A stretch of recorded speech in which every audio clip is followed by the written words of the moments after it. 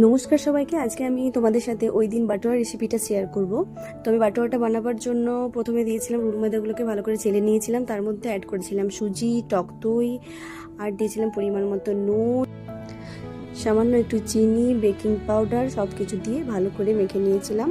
যদিও মাখছিল মা, তো আমরা শাশুড়ি বউ দুজন মিলেই একসাথে কাজ করতে পছন্দ করি। ময়দার সাথে অল্প একটু তেল, সাদা তেল দিয়েছিলাম। যদিও সাদা তেলটা সবাই ময়দ হিসাবে দিয়েই থাকে। ময়দাটা যখন মাখা কমপ্লিট হয়ে যাবে তখন ওই ময়দাটা 2 ঘন্টার মতো রেস্টে রেখে দেবো।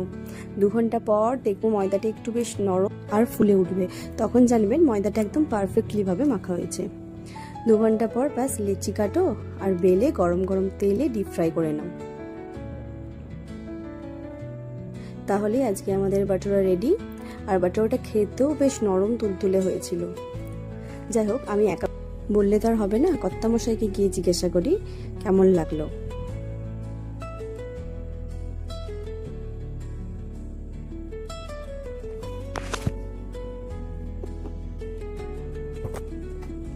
কি গো, শুধু খেয়েই যাবে, বলবে না কেমন হয়েছে? খুব সুন্দর দাও।